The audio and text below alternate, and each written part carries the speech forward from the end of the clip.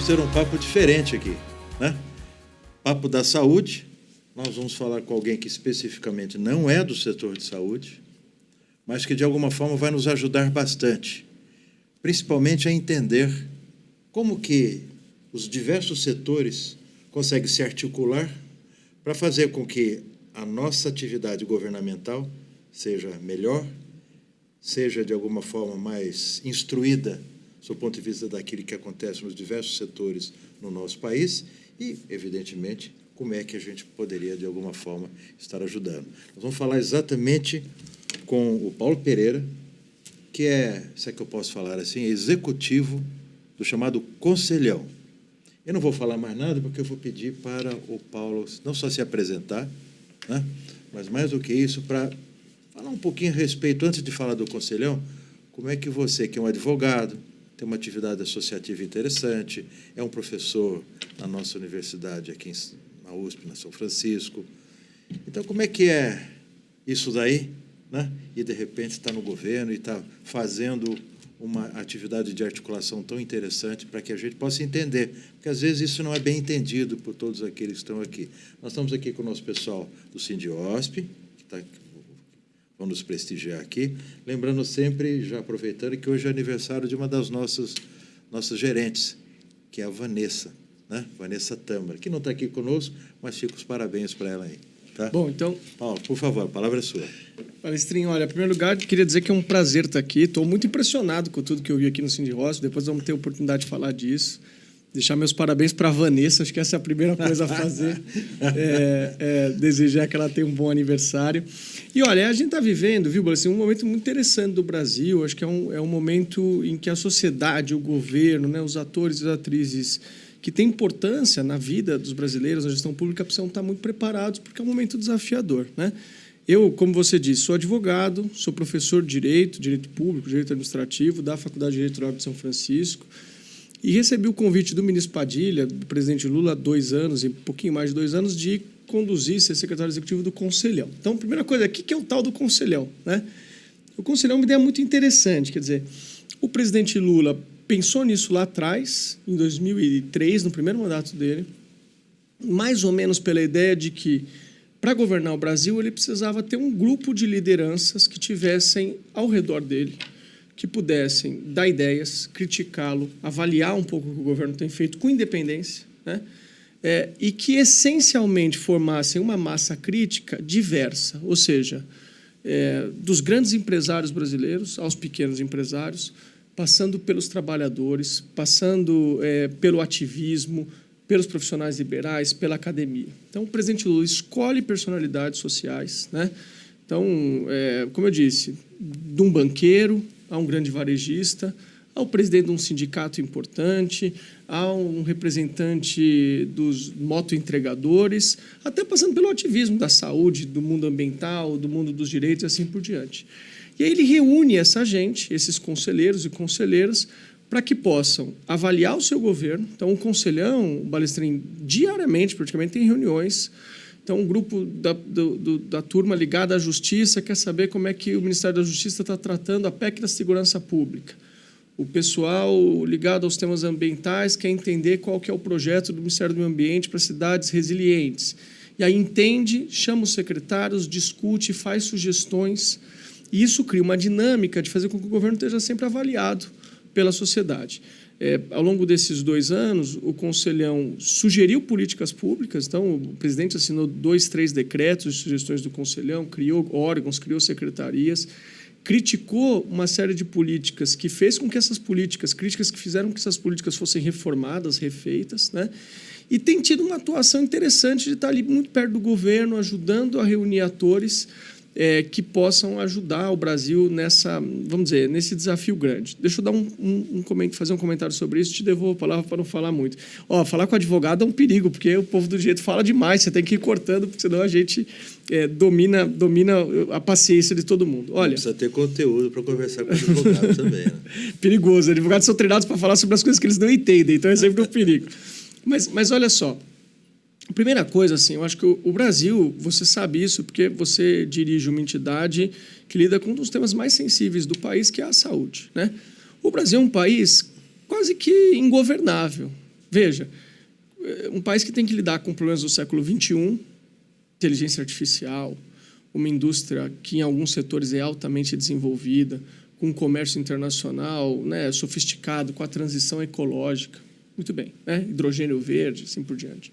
Mas, ao mesmo tempo, um país que não resolveu problemas do século XVIII. Então, tem taxas de saneamento em regiões do Brasil, tem regiões do Brasil que 70% da população não tem saneamento básico. A educação ainda é uma batalha que a gente venceu a universalidade, para dar um exemplo, há pouquíssimo tempo. Você sabe isso bem, a saúde básica, a atenção primária ainda é um desafio em várias regiões do Brasil. Então, governar esse país é muito difícil. Tudo isso num mundo muito acelerado. Quer dizer, as transformações tecnológicas do mundo nos últimos 10, 15 anos são maiores do que do século anterior. Então, qualquer governo que se encastelar, que achar que ali a meia dúzia de burocratas, por melhores que sejam, serão capazes de dar respostas para o desafio de uma cidade como essa, vai falhar. Então, eu acho que esse é o sentimento do presidente Lula e do ministro Padilha. Para governar bem, a gente precisa trazer as pessoas, as lideranças sociais para perto, e aí o Sindicross tem um papel importante para que a gente possa errar menos e ser mais assertivo nas nossas ações. Tá bom. Deixa eu fazer uma provocação para você.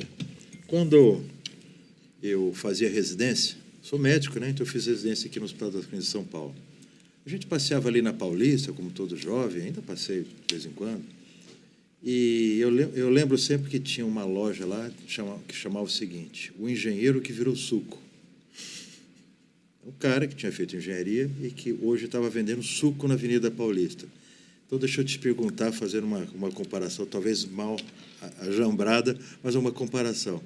Como é que eu tenho um advogado que virou membro do gestor do Conselhão?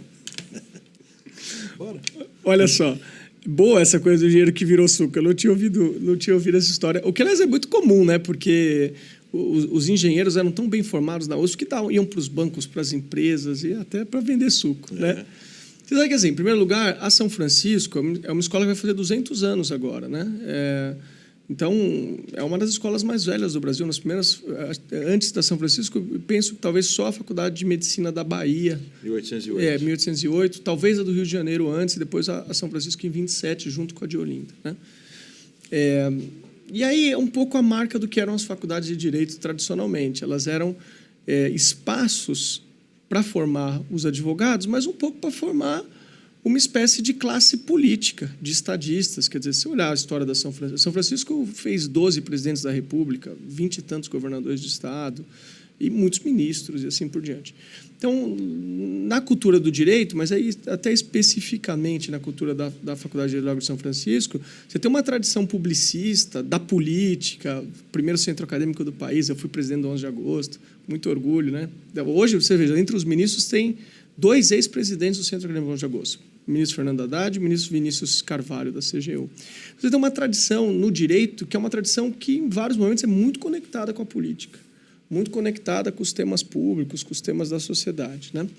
Eu saí da faculdade e quis arrumar a minha vida primeiro, né? Então, fui advogado tributarista por muito tempo, que é uma área interessante. O direito tributário é um horror para as empresas no Brasil, e elas precisam de ajuda o tempo todo, né?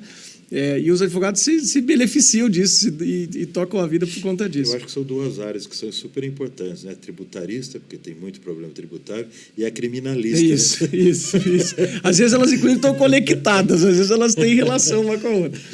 Mas eu fiz uma carreira na vida privada, né? E com o pé na universidade, né? Na vida acadêmica, que depois redundou na minha chegada à condição de professor, mas sempre com um olhar público muito grande, que eu sempre tive muita proximidade com os temas da política e tal. Eu acho, viu, Balestrinha, assim, o Brasil vive uma crise muito grande de crença na vida pública mesmo, né? Eu acho que todos nós percebemos isso, né? Uma juventude que não acredita mais na vida pública, pessoas que teriam talento, teriam muito a contribuir para a política, para o Estado, e que se desiludem com tudo que tem acontecido no Brasil nas últimas décadas e tal. Nós precisamos reverter isso. Quer dizer, nenhuma sociedade vai se constituir sem ter uma elite política adequada, que entenda de assuntos relevantes para o país e assim por diante. E aí, em 2022, eu senti um pouco esse chamado. Achei que era um momento de dar uma contribuição para o país. Acho que é um momento importante da volta do presidente Lula, né, para o governo, de reconstrução de uma série de políticas sociais, de construção de diálogo.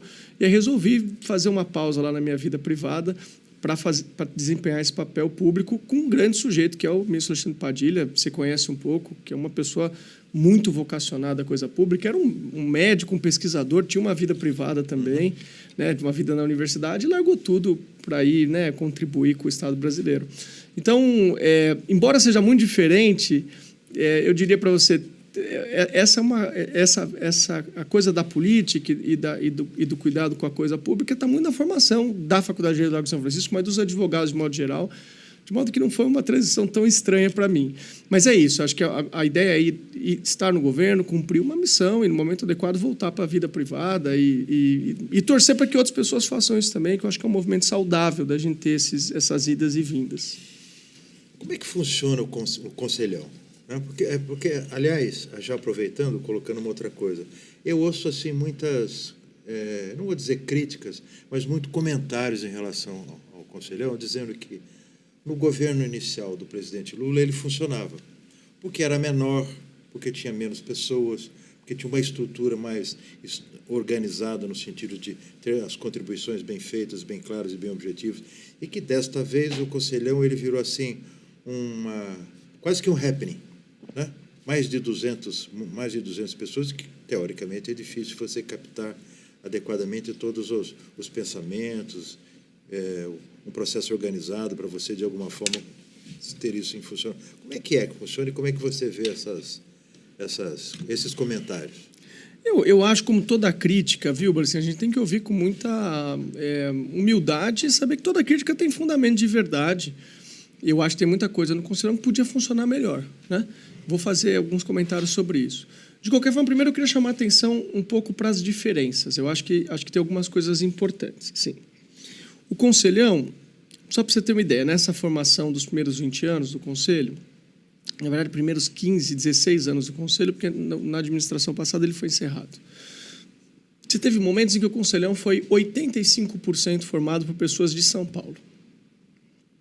Você teve momentos em que teve 6 ou 7% de mulheres. Você teve formações do Conselho em que nós tínhamos uma pessoa negra.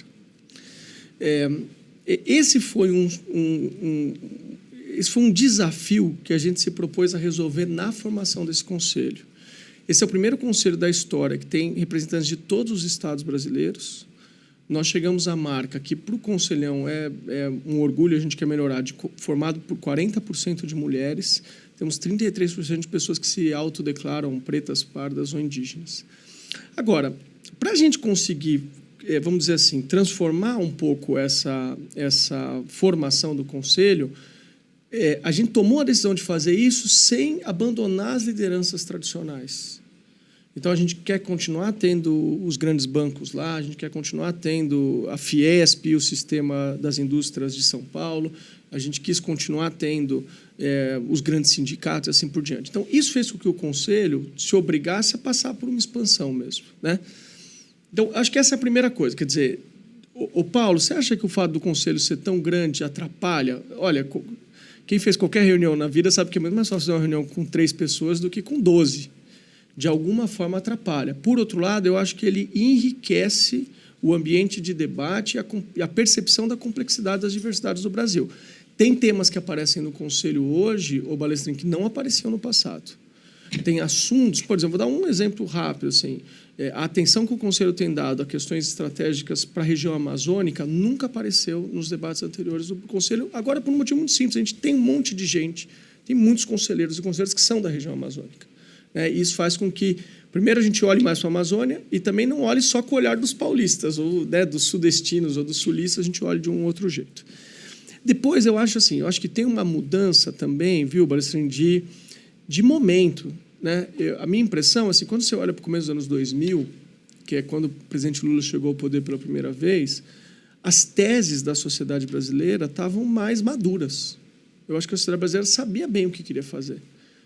Então, um esforço grande pelo combate à fome, pelo fim da miséria, pela inclusão universitária e tal. Muito bem.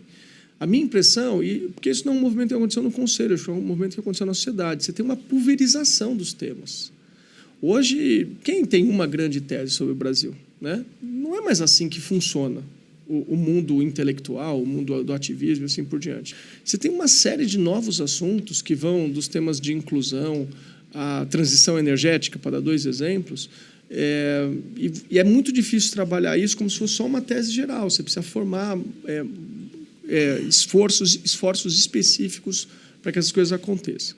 Então, isso para te dizer, eu acho muito difícil hoje, eu acho que qualquer formação do Conselho que se apresentasse, seria muito difícil tratar de temas estratégicos para o Brasil com um olhar genérico, panorâmico, sem correr o risco de ficar muito esvaziado ou ser tautológico, muito genérico, como eu disse.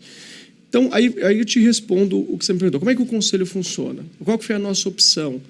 É lógico, a gente tem momentos em que todos os conselheiros estão juntos, especialmente 2 momentos no ano, que são as 2 plenárias com o presidente da República, mas, no fundo, a gente funciona como vários pequenos conselhos. Então, são 5 grandes comissões, Comissão de Meio Ambiente, de Assuntos Econômicos, de Tecnologia e Inovação, Direitos e Democracia e Combate às Desigualdades.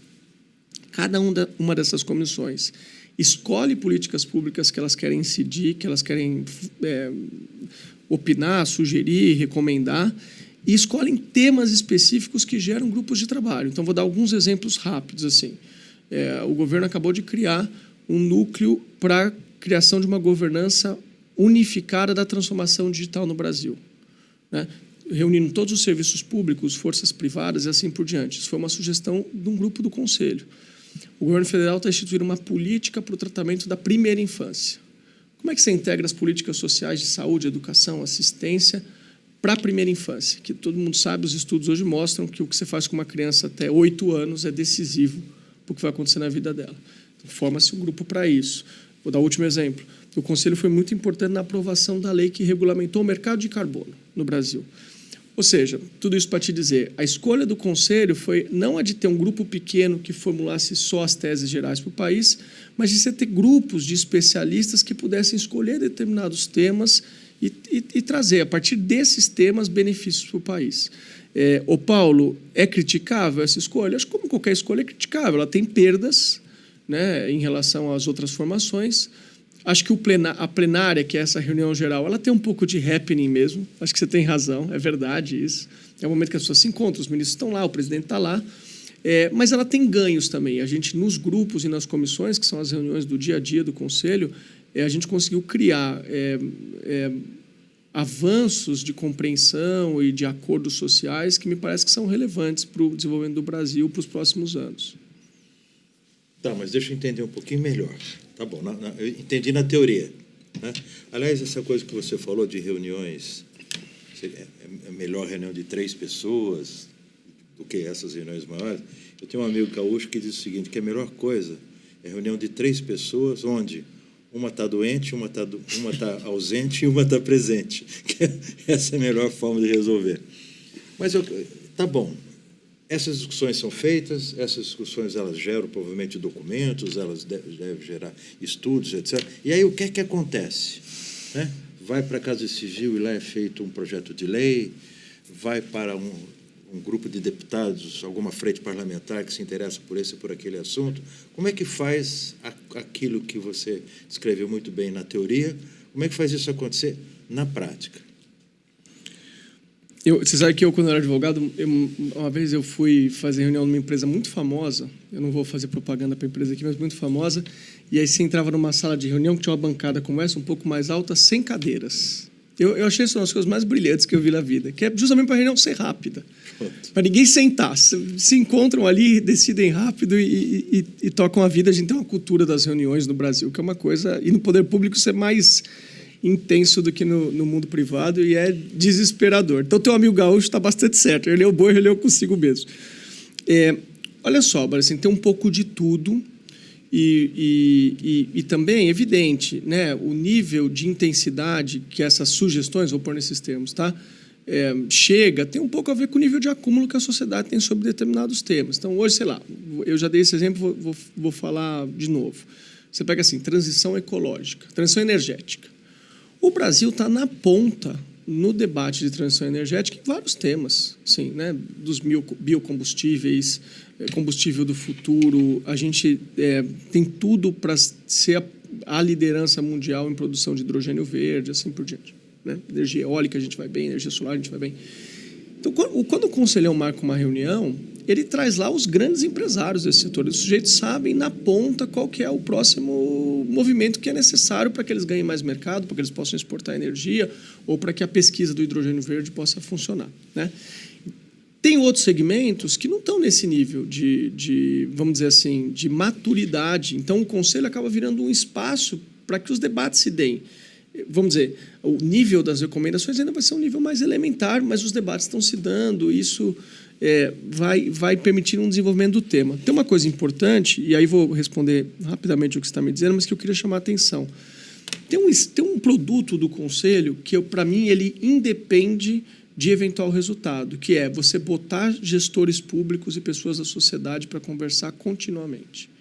Então, a sociedade aprende, porque entende mais sobre o que é o exercício de governar, mas os gestores públicos também, que desenham lá as suas políticas públicas, que pensam as suas formas de organizar o governo, eles também são obrigados a olhar para coisas que eles não olhavam antes. Então, vou dar um exemplo. Quando o governo foi lançar o projeto de lei do mercado de carbono, nós reunimos um grupo que foi assim, da JBS Marfrig a representantes das comunidades indígenas, para que eles se debruçassem sobre o projeto de lei e propusessem mudanças. Veja que interessante, várias mudanças que as comunidades indígenas pediram foram aceitas no projeto. Então, o projeto de lei foi alterado, projeto de lei que, eu digo, saía do governo, mas isso não é muito apropriado, porque se usou um projeto de lei antigo que já existia no Senado. O projeto de lei foi mudado a partir das reflexões que foram construídas no Conselho. Então, para te responder objetivamente, Paulo, o que acontece com essas coisas, esses debates do Conselho? Um pouco de tudo.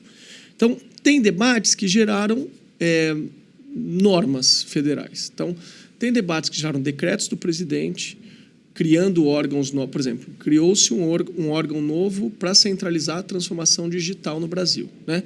O que os ativistas e os empresários dizem sobre isso? Eles dizem, olha, gente, a gente viu o que os chineses fizeram há 20 anos. Né? Eles transformaram a sociedade chinesa, hoje é uma sociedade digitalmente transformada. Qual que é o problema no Brasil? Você tem lá o sujeito que está lidando com a transformação digital na saúde. Você tem o outro que está lidando com isso na educação. Você tem o outro que está lidando com isso nos dados públicos. Aí você tem o pessoal pensando em conectividade e rede. Esses caras não conversam. Você precisa ter um núcleo central de inteligência que pense em transformação digital. Então, por exemplo, essa é uma sugestão que saiu do Conselho. O presidente Lula criou um órgão específico para isso. E com representantes da sociedade civil, não é só o governo que vai fazer. Então, tem sugestões do Conselho que viram normas, viram decretos, que viram sugestões de mudança em projetos de lei, que viram sugestões de mudança em normas internas. Mas aí tem, para encerrar, o Balestrin, tem uma coisa também que eu acho importante, que é assim, eu como advogado tenho muita descrença nas leis. Eu acho que nós, no Brasil, eu digo isso, as pessoas ficam meio bravas comigo. Assim. Pensei que você fosse falar nos juízes. Isso eu não vou dizer. Isso eu não vou dizer porque eu tenho vários amigos, companheiros de departamento e tal, que são juízes. Mas nós temos uma crença excessiva nas leis, na cultura brasileira, como se botar uma coisa numa norma significasse qualquer coisa do ponto de vista da mudança das instituições ou da vida das pessoas. Tem uma coisa que eu acho que o Conselho tem ajudado a fazer, que é criar espaços de coordenação, que aí depende do resultado específico. Então, por exemplo, ontem eu estava numa mesa, no encontro de prefeitos e prefeitas que se deu em Brasília, em que a gente chamou gestores públicos municipais para falar de políticas de primeira infância. Aí você traz um sujeito que é prefeito lá de uma pequena cidade do interior da Paraíba, e ele está na frente de 3 ministros, dos secretários que organizam a política social, que organizam a educação, que organizam a atenção primária da saúde, assim por diante, e esses caras estão dizendo, para cuidar de política de primeira infância, você tem que fazer assim, assado, assim, assado. Ele faz um Instagram, um Reels... E vai embora. Às vezes faz isso, às vezes aprende alguma coisa. Ele fica tão emocionado, e chega. O Reels mostra lá. Você veja, a gente chamou, o último exemplo que eu vou te dar, nessa mesa de ontem, estava lá o secretário de Educação do Recife, o prefeito João Campos, está fazendo um grande trabalho em primeira infância, lá criou uma secretaria específica para cuidar de primeira infância. Então, olha só, uma mãe hoje ela dá à luz, tem um filho pequeno, a prefeitura comanda uma trilha do que ela tem que fazer ao longo dos 8 primeiros anos. A mãe recebe o WhatsApp, olha só que legal. Dona Maria, amanhã você tem que dar a vacina da poliomielite. Abriu a vaga na creche com 2 anos, a creche mais perto da tua casa é tal. Se a criança é uma criança em vulnerabilidade social, ela passa na frente, na fila da creche, os algoritmos da prefeitura já calculam isso. Então, o prefeito está lá numa mesa que o conselho organizou, vendo o que o Recife fez. Nem todos vão conseguir fazer a mesma coisa, mas ele sai dali com algumas ideias de como reorganizar o serviço. Claro. Né? Pronto, falei muito, mas tudo isso para te dizer, eu acho que nessa mistura de som e fúria, tem coisas que tem produtos sociais que vão saindo e que vão gerando maior qualidade de serviços públicos, assim por diante. Está ótimo tudo que você está falando. E só retornando um pouquinho, antes da gente vir para cá, a gente bateu um papo, você conheceu aqui o nosso sindicato, o nosso sistema de informações, etc. Mas você falou uma coisa que eu achei muito interessante, que é ao par dessa discussão do Conselhão, e eu queria sair um pouquinho dela, mas vendo a sua sensibilidade social e a sua visão político-econômica do mundo. É que você disse o seguinte: o nosso país hoje ele reflete uma série de coisas que acontecem no mundo inteiro, né? As contradições, as discussões, tudo aquilo que acontece, e o nosso país reflete dessa forma. Mas existem outros países que refletem da mesma forma, que estão submersos nesse mesmo mundo de diferenças, de mudanças, de controvérsias, discussões, mas enfrentam com prismas diferentes essas coisas. Então, a gente falou, por que isso acontece na Argentina de um jeito? Por que acontece nos Estados Unidos de um jeito? Por que acontece no Brasil?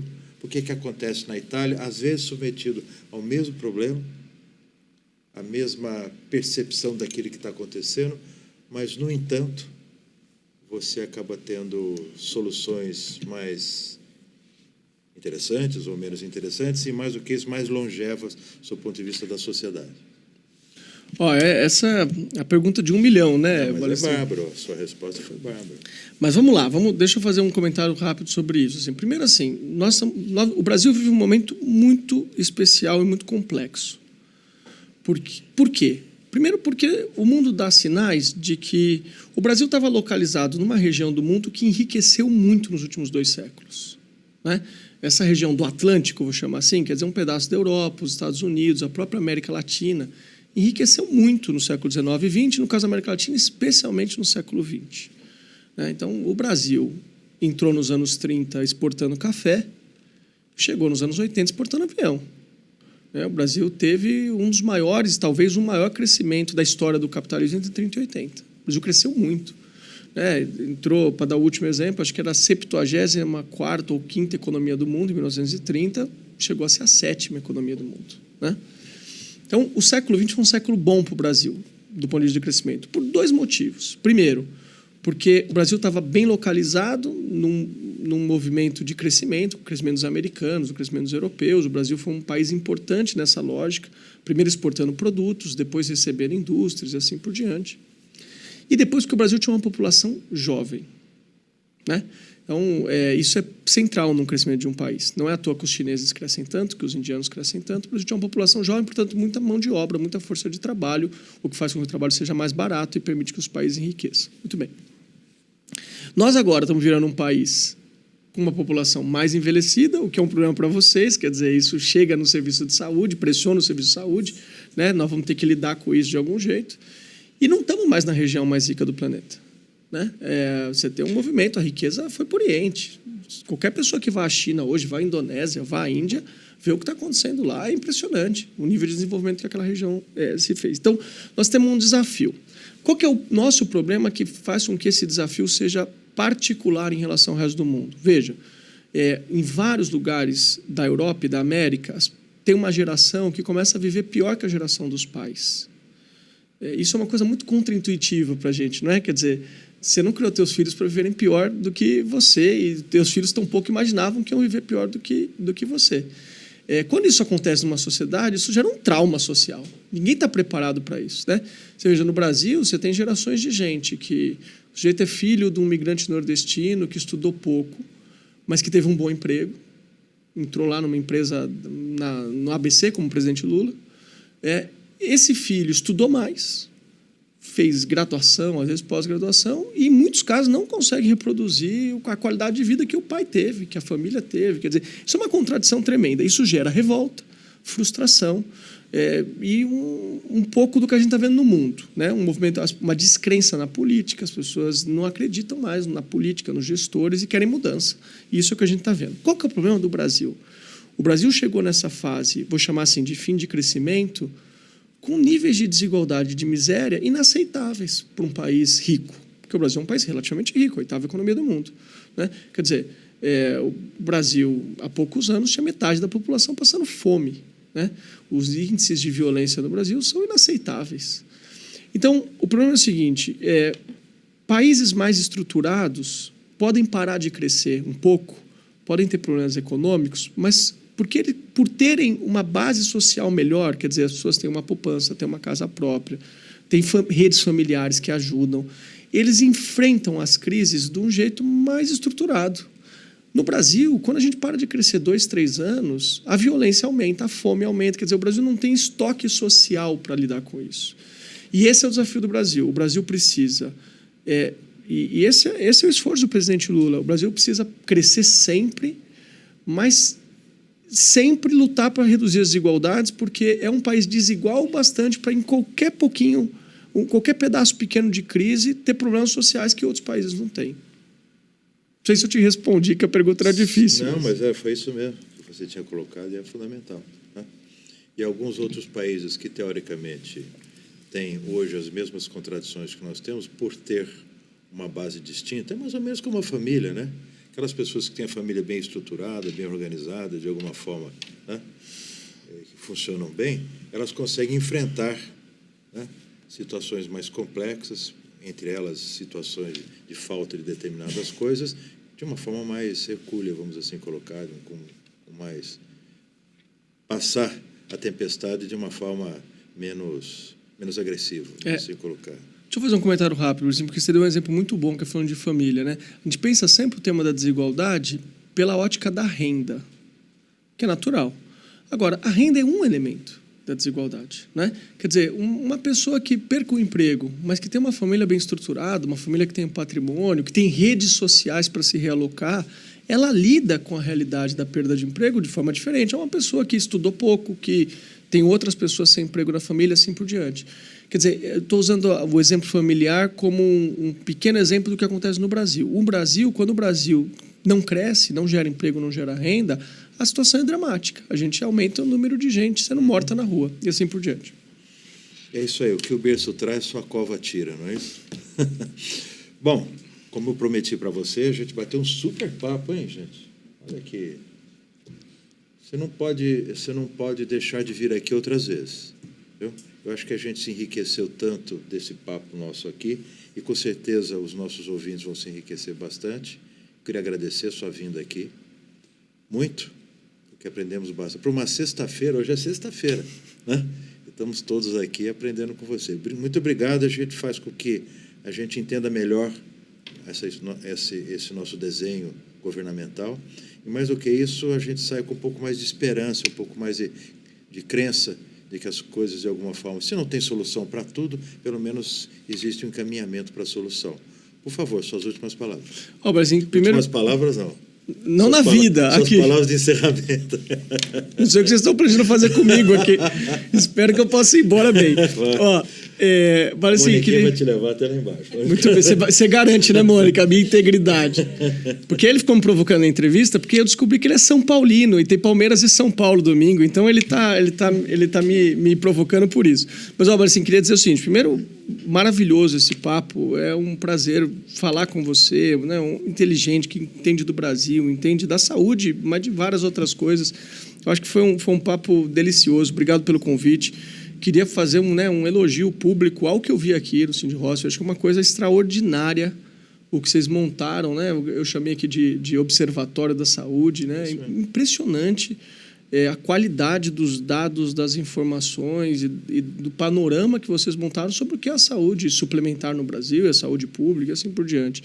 Então, e acho também, viu, assim, quero dizer isso publicamente, acho que é importante que o Sindioffice esteja com a gente no conselho, porque essa cultura, esse acúmulo de vocês é central para que a gente possa trazer temas que ajudem, né, o presidente Lula, o ministro Padilha, a pensarem como melhorar as políticas públicas nos próximos anos. Então, muito obrigado pelo convite. Só não vou te desejar muita sorte, porque eu estou preocupado com o jogo de domingo, Palmeiras e São Paulo, mas quero dizer que quero voltar aqui várias outras vezes. Espero que a gente faça desse diálogo um diálogo permanente.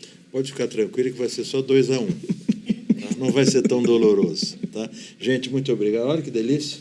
Muito obrigado, viu, Paulo? Com todo o coração. Foi maravilhoso para todos nós. Obrigado.